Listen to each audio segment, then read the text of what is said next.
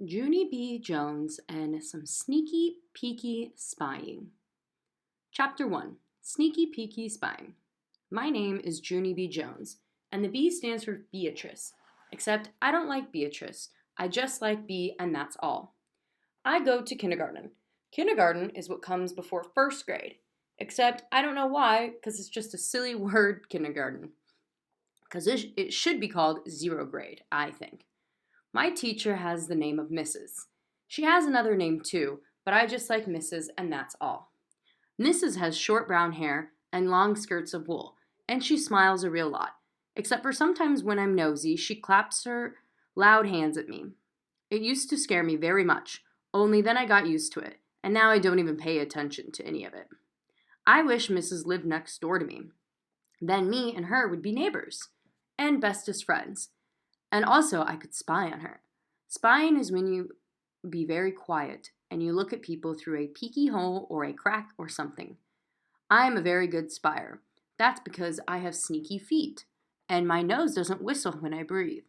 Last Friday morning at Grandpa Miller's house, I hid it in the dirty clothes hamper.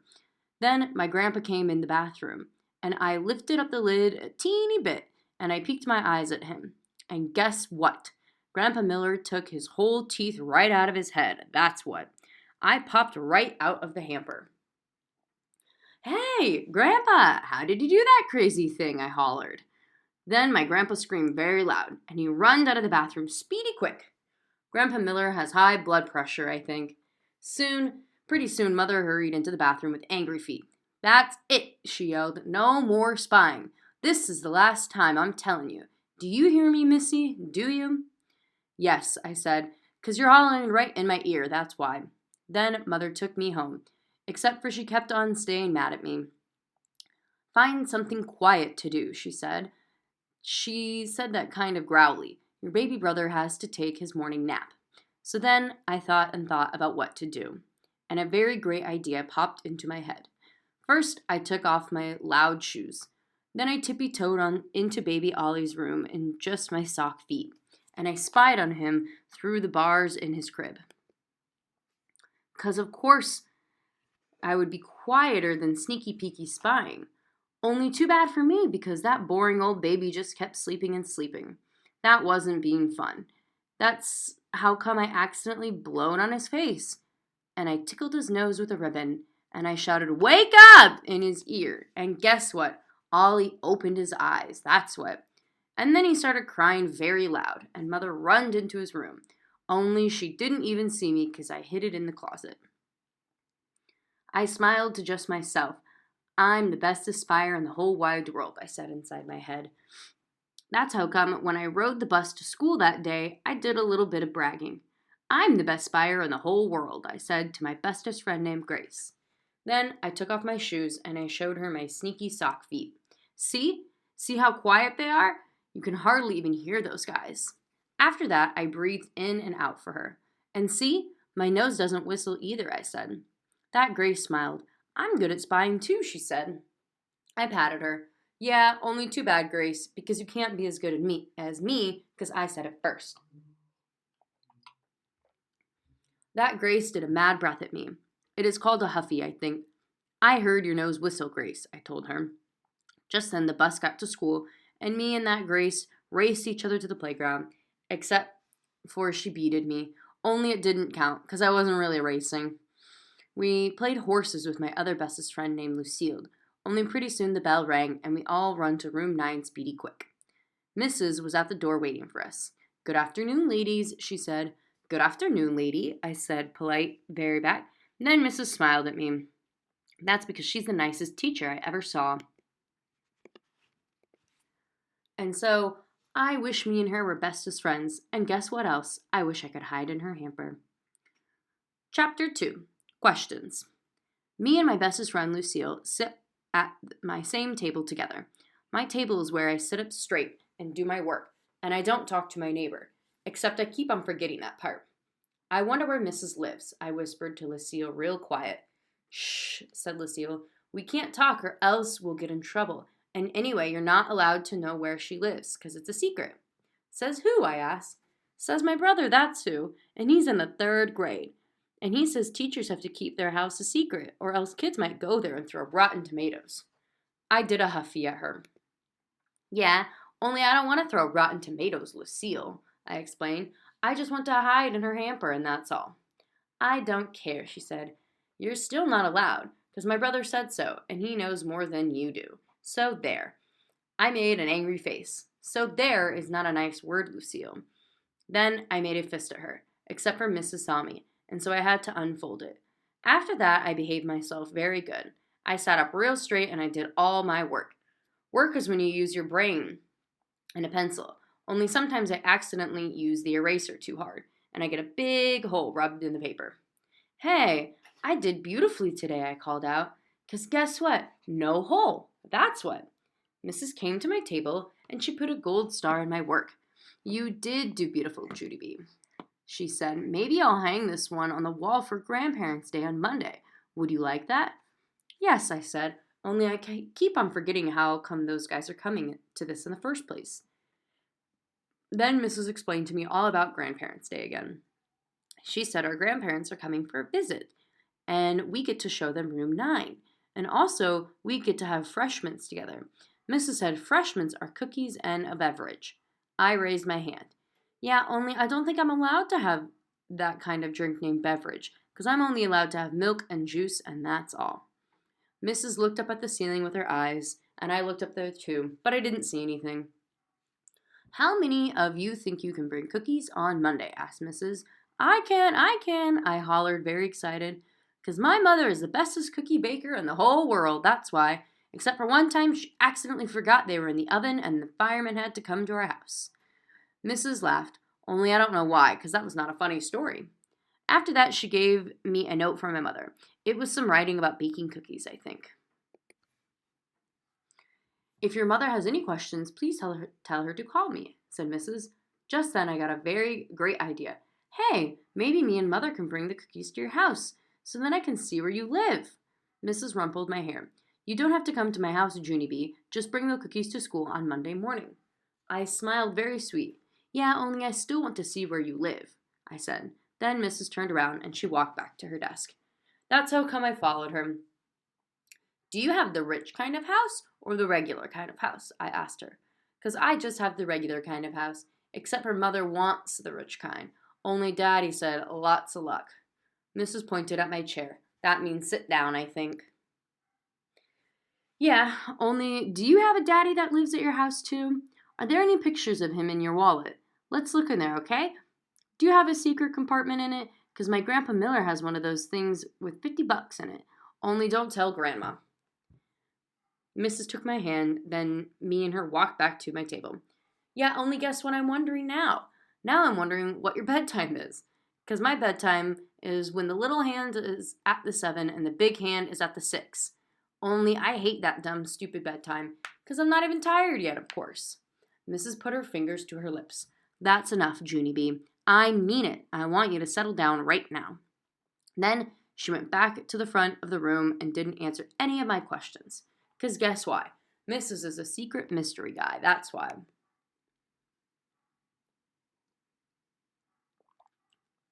Chapter 3. Secret Mystery Guy. Me and my bestest friend Grace rode the bus home together. That's when I told her about Mrs. and her secret house. Mrs. is a secret mystery guy, I said, 'cause she wouldn't answer any of my questions, and so now I have curiosity about her.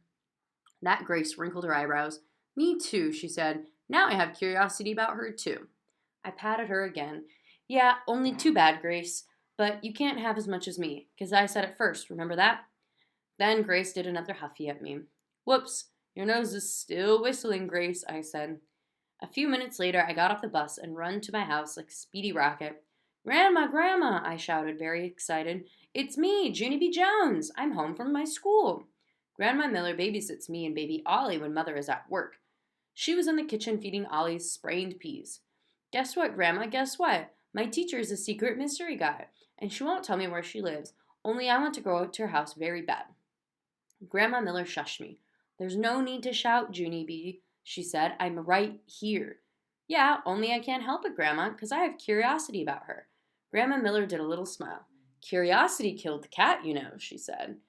Then my mouth went open and my eyes got very big, too. What cat, Grandma? Why did the curiosity kill it? Was it in the street by my school? Because I saw a squished cat in the street by my school. Only Polly Allen Puffer said it got run over by the ice cream truck. Grandma Miller looked at me for a very long time. Then she went to the sink and she took an aspirin. Just then I heard a noise at the front door. And its name is Mother was home from work.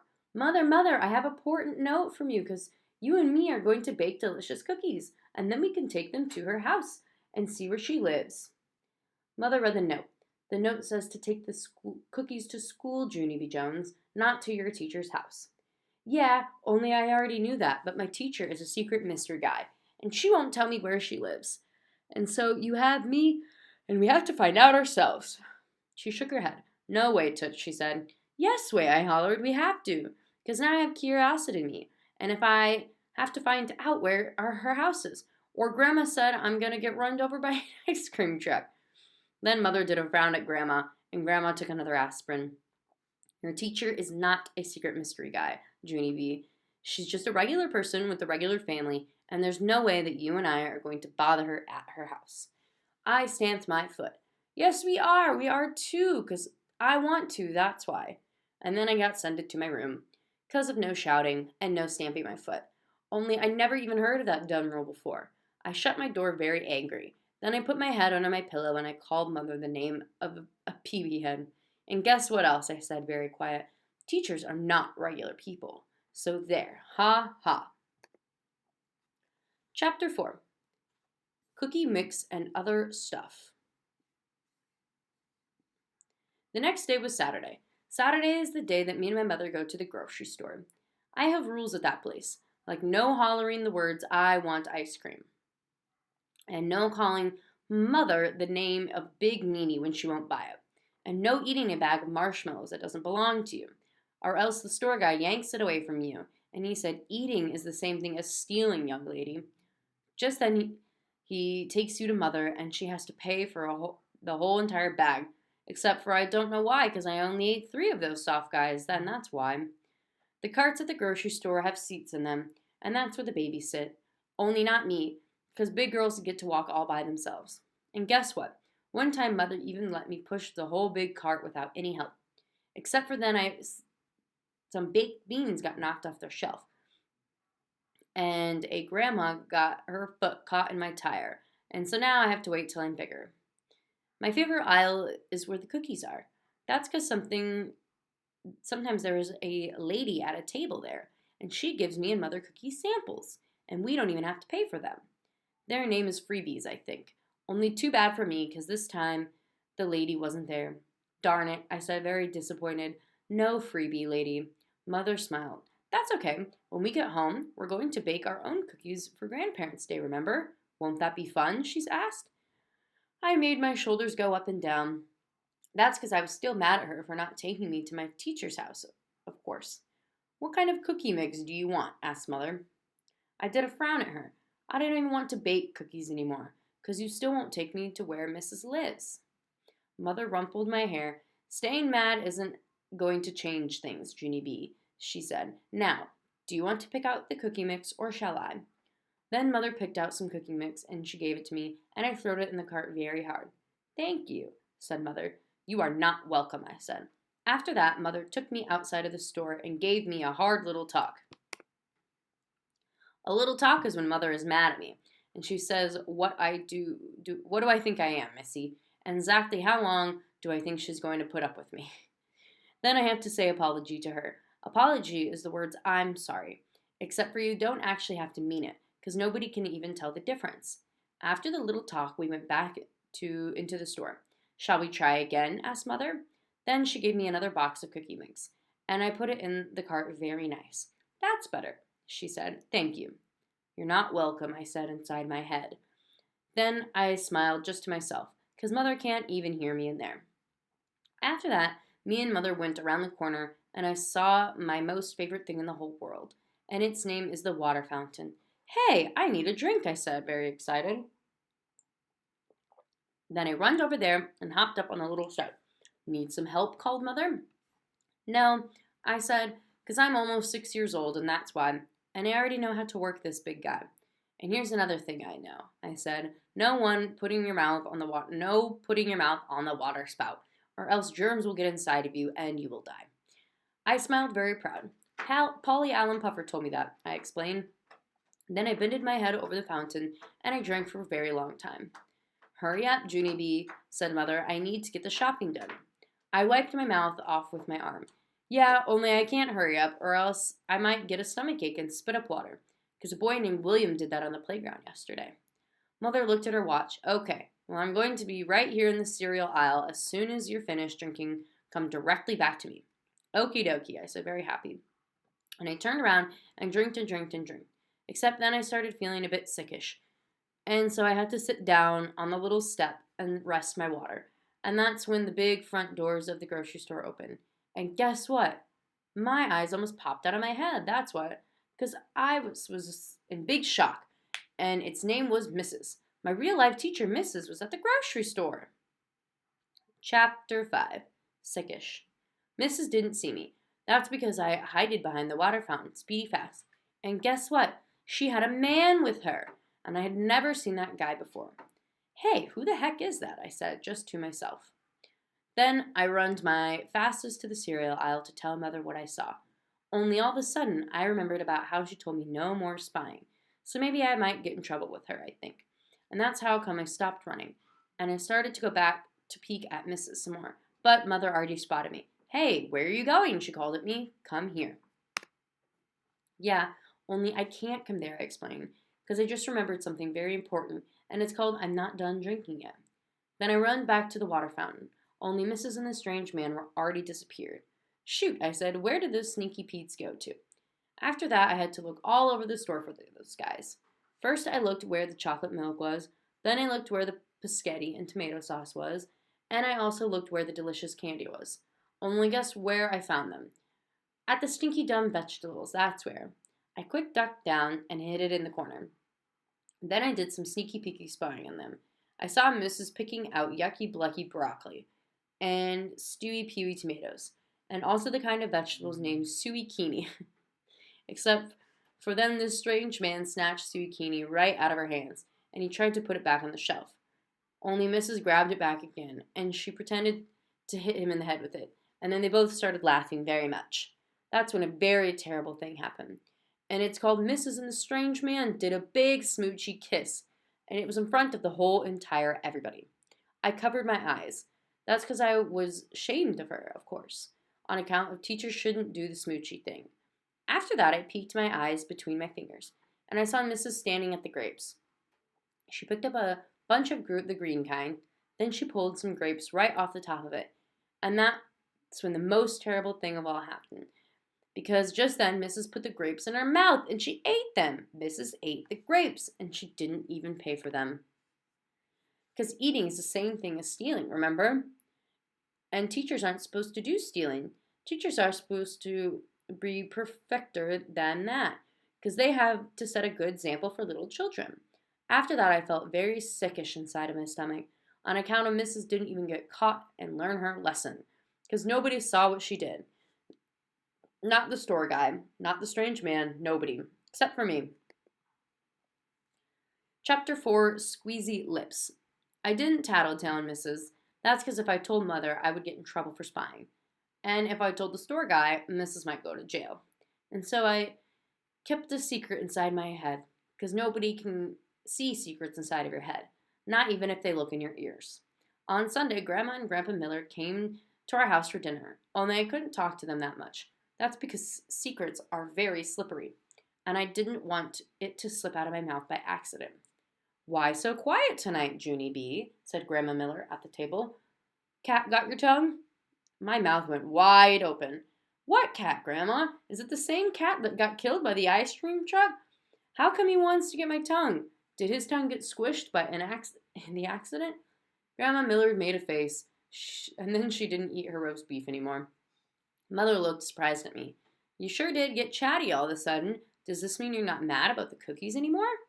So then I remembered to stop talking again, or else my secret might slip out. I squeezed my lips very tight together. And guess what else? Even the next day, when I was on the bus to school, my lips still stayed squeezed. Hi, Junie B, said my bestest friend, Grace. I did away with her. That Grace frowned at me. How come you're not saying hi? You have to say hi. It's the rules. Except for I didn't say hi. And so then she kind of called me a big stinky. And when we got to school, that Grace told Lucille I was being a meanie. And so those two played horses all by themselves and not me. That's how come I finally had to sing something very loud out. I've got a secret, ha ha ha, I sang. So Grace put her hands on her hips. So, we don't care, do we, Lucille? Except, just then, Lucille run over to me, speedy quick. 'Cause she cared, that's why. If you tell me your secret, I'll be your bestest friend, she said. Yeah, only I can't, Lucille, I explained. 'Cause if I tell you my secret, Mrs. might get in big trouble. And so I have to keep it inside my head. Lucille did a frown at me. It's not good to keep secrets inside of your head, Junie B, she said. My brother says keeping secrets inside your head makes pressure in there, and pretty soon your head blows up. My eyes got very big at her. Oh no, I hollered, real upset. Then I holded my head real tight with my hands, and I ran very fast to the nurse's office, 'cause she has Band-Aids to hold your head together, I think. My head's gonna blow up, my head's gonna blow up, I yelled at the nurse. She jumped up from her desk and hurried over to me. What's wrong, Junie B? Do you have a bad headache? She asked. No, I have a bad secret. It's about Mrs. Only I can't tell anybody. And now there's pressure in my head, and I need a Band-Aid or else it's going to explode. The nurse said, calm down to me. And then she put a Band-Aid on my head, and me and her went to the principal's office. Principal is the boss of the school. Me and him know each other very good. That's because I keep getting sent down there to that guy. Principal sat me in the wooden chair. Good afternoon, Junie B, he said. What's the trouble today? Good afternoon, I said back. My head's gonna blow. Principal frowned his eyes at me. Why do you think that? He asked. I did a little bit of squirming, 'cause I got a secret in there, that's why, I said. Principal sat down at his big desk. He folded his hands. Maybe if you tell me your secret, I can help you, he said. Yeah, only I can't talk, I told him. Principal looked disappointed at me. But I thought you and I were pals, he said. We are, I said. I'm not even afraid of you. Principal did a chuckle. Good, that's good, he said. Then why don't you tell me what's bothering you? That's when I did a huffy breath at him, 'cause that guy wasn't listening to me, of course. Yeah, only I already said that I can't talk about it, remember? 'Cause if I talk about it, then I might accidentally tell you that my teacher stole grapes at the grocery store, and then she might have to go to jail, and so that's how I have to just keep it a secret inside of my head. And that's all. I smoothed my skirt. The end, I said. Then I squeezed my lips together very tight, or else my secret might slip out. Only guess what? I think it already did. Chapter 7, Sour Grapes. Principal called Mrs. to come to his office. Only I didn't even know he was going to do that sneaky thing. That's how come I had to pull my skirt way over my head, or else Mrs. would see me there, and she would know I tattled on her. Don't do that, said Principal. Yeah, only I'm allowed, I said from underneath my skirt, 'cause I have on my new red tights and also boxer shorts. After that, Principal went out of his office, and I heard my teacher's voice outside the door. And then I got down from the big wood chair, and I hid it under the principal's giant desk, 'cause I was scared of what was going to happen, that's why. I stayed quiet for lots of minutes. Then I heard feet coming back to the office, and so I made my breath very quiet. Junie B. Jones. She might be hiding, said Mrs. She's good at that, you know. And so just then I had to think of something very quick, or else they might come looking for me, I think. Yeah, only Junie B. Jones isn't hiding, I said in a scary voice. Junie B. Jones had to go home. Only don't call her mother, or else she will get mad at you and crack your head open. After that, feet walked real fast around the desk. It was the principal. Come out of there right now, young lady, he said. I peeked my eyes at him. Shoot, I said very quiet. Then I had to sit in the big wood chair again, and Mrs. sat down next to me, except for I didn't look at her, or else she might be making a fist at me. Good afternoon, Junie B, she said in a nice voice. I did a gulp. I think you and I need to have a little talk, she said. Then my eyes got a teeny bit of wet in them, because a talk means I'm going to get yelled at. Yeah, only I tried not to tattletale on you, I said very quick. because I didn't want you to go to jail for stealing grapes, and so I kept it a secret inside my head. And I didn't talk, and Grandma Miller thought a dead cat cut my tongue.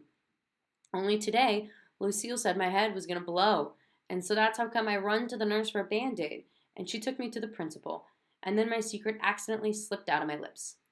Mrs. dried my eyes with a tissue. It's okay, Junie B.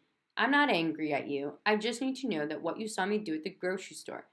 Can you tell me what you saw? Then she said the words, exactly. I made my voice very whispery. I exactly saw you eat grapes, except for you didn't pay for them. You just put them in your mouth and ate them, and that is called the word stealing, I think. After that, I hid my head under my skirt again. You don't have to hide, Junie B., she said. I'm the one who should be hiding. I'm the one who took the grapes. I peeked my eyes over my skirt at her. Then Mrs. did a little smile, and she explained all about what happened. 2 weeks ago, I bought some grapes at the grocery store, but when I got home, I discovered they were so sour, no one in my family would eat them. So this week, when my husband and I went back to the store, I thought it'd be smart and taste a couple of grapes before I bought them. I raised my eyebrows. Is that the rules? I asked, very quiet. Mrs. shook her head. No, she said, that's not the rules. I should have told the grocery store man about the sour grapes, and then I should have asked if I could sample one or two. But I didn't do that. And it was right of you to worry when you saw me eating them without paying for them. It was? I asked. Mrs. smiled again. Of course it was, she said. It shows you know the right from wrong, and it also shows that teachers make mistakes just like everybody else. Teachers aren't perfect, Junie B. No one is perfect. After that, I felt relief in me, because of no more secret, that's why. Yeah, and guess what else I saw? I said, very happy. I saw you and a strange man do a big smoochy kiss, and it was right in front of the whole entire everybody. Only you didn't even know I was spying on you, because I'm not actually allowed to do that sneaky thing. Only my mother never even find it out. I smiled very proud of myself, except Mrs. didn't smile back, and the principal didn't smile too. Because guess what? Another secret just slipped out. That's why. Chapter 8, Grandparents' Day. Mrs. went back to room 9. That's because the bell rang to start kindergarten, of course. Only Principal didn't let me go, too. He said to stay in my wood chair. Then he called Mother on the telephone, and he told her about the grocery store and also about my sneaky peeky spying. Principal's a squealer. After that, Mother said she wanted to talk to me. Only when I said hi, she didn't even say hi back. She said she wasn't very happy with me, Missy, and no more spying means no more spying, and we would have to talk about this after her work. Then Mother said she never wants to get any more phone calls from the principal. Did I understand? Did I? I looked at Principal. Mother says not to call her anymore, I told him. Then Mother did a loud groan in the phone, except I don't know why. After that, me and her hanged up, and Principal said I could go to room 9, and so I run there speedy quick. Only too bad for me, because I got there too late to sing My Country 'Tis the Sweet Land of Liver Free, which is my favorite flag song. And so I just had to sit down at my table, and that's all. I showed Lucille my Band-Aid. See, my head's not blowed up, I said, very happy. Too bad, said a mean boy named Jim. I made a fist at him. Then me and him got into a scuffle. Scuffle is a school word for I accidentally tore his shirt. Only guess what? I didn't even get in trouble, because just then the grandparents came in, room 9 for Grandparents' Day. Hey, there's mine, I hollered, very excited. Mine is the grandpa with the baldy head. Mine too, said a girl named Charlotte. Mine too, said my boyfriend named Ricardo. Then my grandma with the blonde hair came in, and she had on long red fingernails and dangly earrings with jewels on them. That's my Nana, said Lucille. I smiled at her. Your Nana looks like a money bags, Lucille, I said. After that, another grandma came in, and she ran over to that Jim that I hate, and she tried to hug him very tight. Only that mean Jim just kept on standing there, and he didn't even hug her back. I tapped on her. I will hug you, I said. So then me and her hugged real tight. I hate your grandboy, I said, very sweet.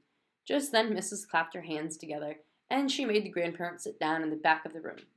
Then the children talked all about what we do in room 9. It is fun here, said my bestest friend, that Grace. We learn to count and to read, and to wash our hands after we go to the bathroom. And we learn recess and snacks and art, said Ricardo. Art is my favorite, I called out. Only my art didn't get hanged up, because I painted a horse, and his head turned out like a fat wiener sausage, and so I had to tear it up and stomp on it with my shoes. Then that mean Jim did a cuckoo sign at me, and it was right in front of the whole entire grandparents. Yeah, only everybody makes mistakes, I said. Right, missus? Because on Saturday you kissed a strange man in the grocery store, and then you stole a bunch of grapes, and so even teachers make mistakes, right? Mrs. face went funny. Then her skin turned a color of reddish, and her voice didn't say any words. How come you're not talking, missus? I hollered. Does the dead cat got your tongue? Then Grandma Miller made a loud laugh in the back of the room. Then I heard my grandpa laugh too, and pretty soon lots of grandparents were laughing and laughing. Hey, it sounded happy in this place, I hollered. After that, Mrs. didn't look so reddish anymore. Then we got out refreshments, and Grandma Miller helped me put my cookies on a plate. Mrs. made an announcement to room 9, and she said only 2 cookies apiece for children, except for I ate 4 delicious chocolate ones, and nobody even saw me. Only that's not called stealing. They're called extras. After the refreshments, the grandparents had to go home to their houses. And so I hugged my grandma and grandpa very much. And then I hugged that mean Jim's grandma too, and also Lucille's moneybag Nana. I love your earrings, I said. Then Mrs. saw me being polite, and she smiled very nice at me. Mrs. has white teeth. They're just like Grandpa Miller's teeth, only hers don't come out, I think. Except for I'm not so positive. And so guess what? I still wish I could hide in her hamper. That's what. The cat who could eat so much. Once upon a time, there was a man who had a cat, and she ate so very much that he did not want to keep her any longer. So he decided to give her away. But before he did so, she was to have something to eat just once more. The woman offered her a dish of mush and a little pot full of fat. And these she swallowed, and then she jumped out the window. There stood the man on the threshing floor. Good day, man in the house, said the cat. Good day, cat, said the man. Have you had anything to eat yet today? Oh, only a little, but my fast has hardly been broken, said the cat. I have had no more than a dish of mush and a little pot full of fat, and I am thinking over whether I ought not to eat you as well, she said, and she seized the man and ate him up. Then she went into the stable. There sat the woman milking. Good day, woman in the stable, said the cat. Good day, cat, is that you, said the woman. Have you eaten your food, she asked. Oh, only a little today. My fast has hardly been broken, said the cat. I have had no more than a dish of mush and a little pot full of fat, and the man in the house, and I'm thinking over whether I ought to eat you as well, she said, and she seized the woman and ate her up. Good day, cow at the manger, said the cat to the bell cow. Good day, cat, said the bell cow. Have you had anything to eat yet today? Oh, only a little. My fast has hardly been broken, said the cat. I've had no more than a dish of mush and a little pot full of fat, and the man in the house and the woman in the stable, and I'm thinking over whether I ought not to eat you as well, said the cat, and seized the bell cow and ate her up. Then she went up to the orchard, and there stood a man who was sweeping up the leaves. Good day, leaf sweeper in the orchard, said the cat. Good day, cat, said the man. Have you had anything to eat yet today? Oh, only a little. My fast has hardly been broken, said the cat. I have had no more than a dish of mush and a little pot full of fat, and the man in the house, and the woman in the stable, and the bell cow at the manger, and I'm thinking over whether I ought not to eat you up as well, she said, and seized the leaf sweeper and ate him up. Then she came to a stone pile. There stood the weasel looking about him. Good day, weasel on the stone pile, said the cat. Good day, cat, said the weasel. Have you had anything to eat yet today? Oh, only a little. My fast has hardly been broken, said the cat. I have had no more than a dish of mush and a little pot full of fat, and the man in the house, and the woman in the stable, and the bell cow at the manger, and the leaf sweeper in the orchard, and I'm thinking over whether I ought not to eat you as well, said the cat, and seized the weasel and ate him up. After she had gone a while, she came to a hazel bush. There sat the squirrel gathering nuts. Good day, squirrel in the bush, said the cat.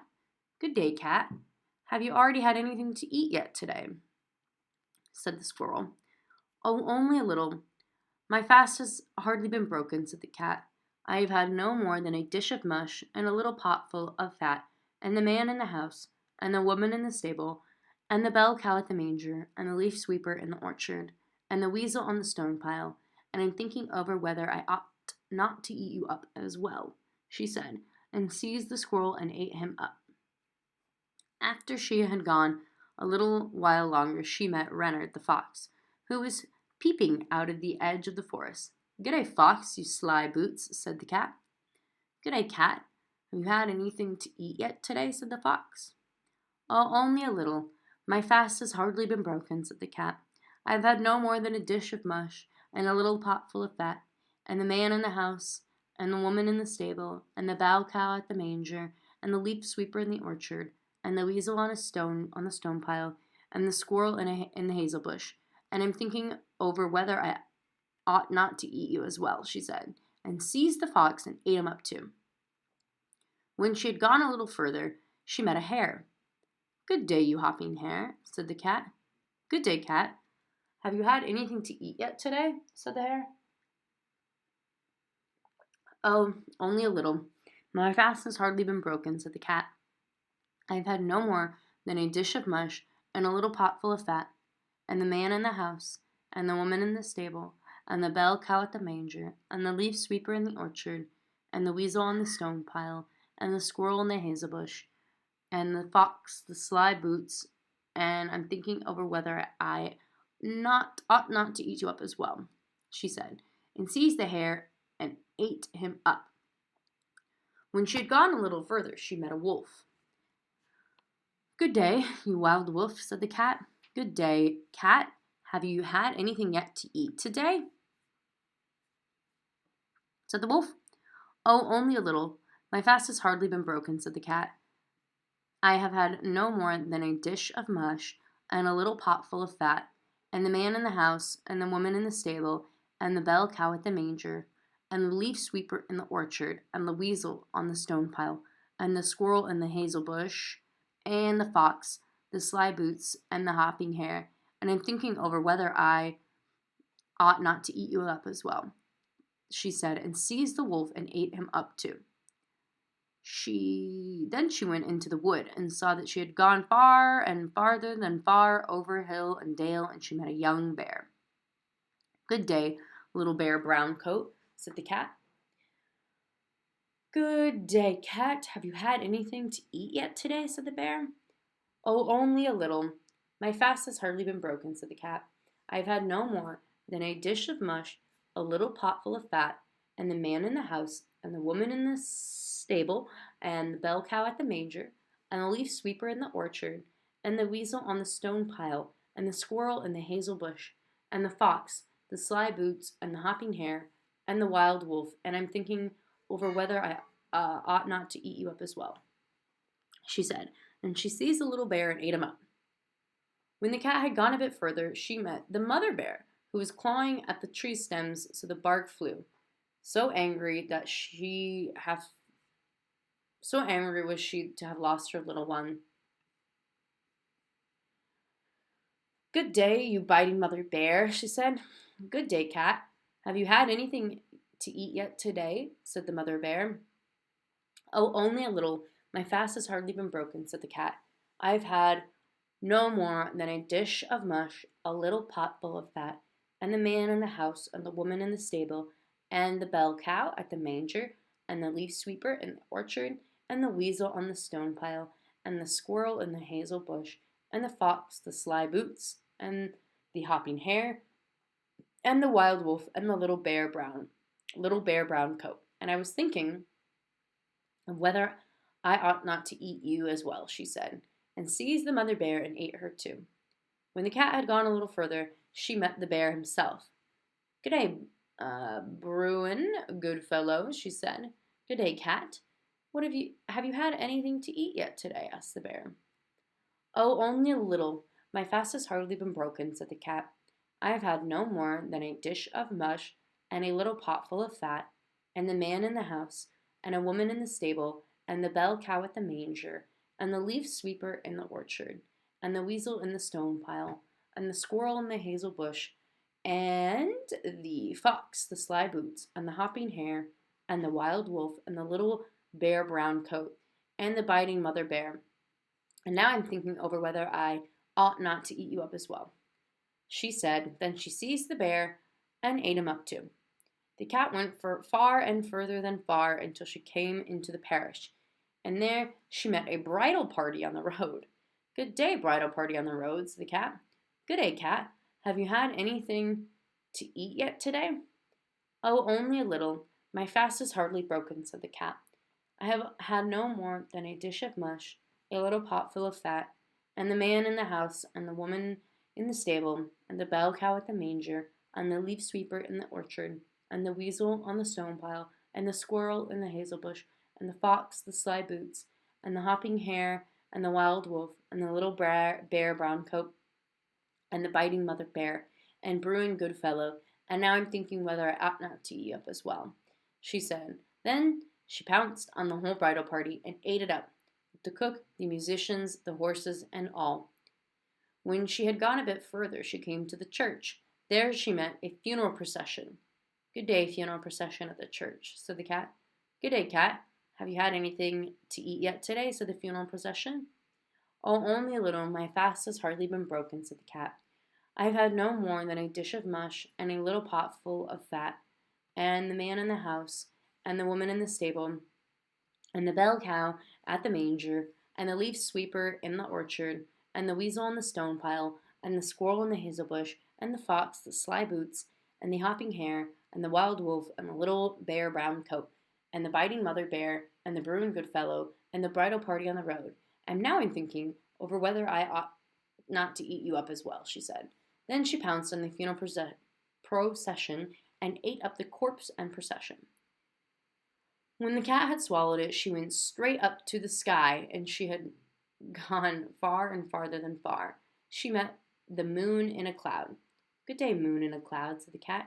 Good day, cat. Have you had anything yet to eat today? Said the moon. Oh, only a little, but my fast has hardly been broken, said the cat. I have had no more than a dish of mush and a little pot full of fat, and the man in the house, and the woman in the stable, and the bell cow at the manger, and the leaf sweeper in the orchard, and the weasel on the stone pile, and the squirrel in the hazel bush, and the fox, the sly boots, and the wild wolf, and the little bare brown coat, and the biting mother bear, and the Bruin Goodfellow bear, and the bridal party on the road, and the funeral procession at the church. And now I'm thinking over whether I ought not to eat you up as well, she said. And she pounced on the moon and ate him up, half and full. Then the cat went far and farther than far and met the sun. Good morning, cat. Have you had anything to eat today? Said the sun. Oh, only a little, said the cat. I have had no more than a dish of mush and a little pot full of fat, and the man in the house, and the woman in the stable, and the bell cow at the manger, and the leaf sweeper in the orchard, and the weasel on the stone pile, and the squirrel in the hazel bush, and the fox, the sly boots, and the hopping hare, and the wild wolf, and the little bare brown coat, and the biting mother bear, and the Bruin Goodfellow, and the bridal party in the road, and the funeral procession at the church, and the moon in a cloud, and now I'm thinking over whether I not eat you up as well, she said, and pounced on the sun in the sky and ate him up. The cat went far and farther until she came to a bridge, and there she met a large billy goat. Good morning, Billy Goat on the bridge, she said. Good morning, cat. Have you had anything yet to eat today? Said the goat. Oh, only a little. My fast has hardly been broken, said the cat. I had no more than a dish of mush and a little pot full of fat, and the man in the house, and a woman in the stable, and the bell cow at the manger, and the leaf sweeper in the orchard, and the weasel on the stone pile, and the squirrel in the hazel bush, and the fox, the sly boots, and the hopping hare, and the wild wolf, and a little bare brown coat, and the biting mother bear, and the Bruin Goodfellow, and the bridal party on the road, and the funeral procession at the church, and the moon in a cloud, and the sun in the sky. And now I'm thinking over whether I ought not to eat you up as well, she said. We'll fight about that first of all, said the goat, and butted the cat with his horns so that she rolled off the bridge and fell into the water, and there she burst. And then they all crawled out, and each went to his own place, all whom the cat had eaten up. They and were every one of them as lively as before. The man in the house, the woman in the stable, the bell cow at the manger, the leaf sweeper in the orchard, and the weasel on the stone pile, and the squirrel in the hazel bush, and the fox, the sly boots, and the hopping hare, and the wild wolf, and the little bear brown coat, and the biting mother bear, and the bruin Goodfellow, and the bridal party on the road, and the funeral procession, and the moon in a cloud, and the sun in the sky. The end.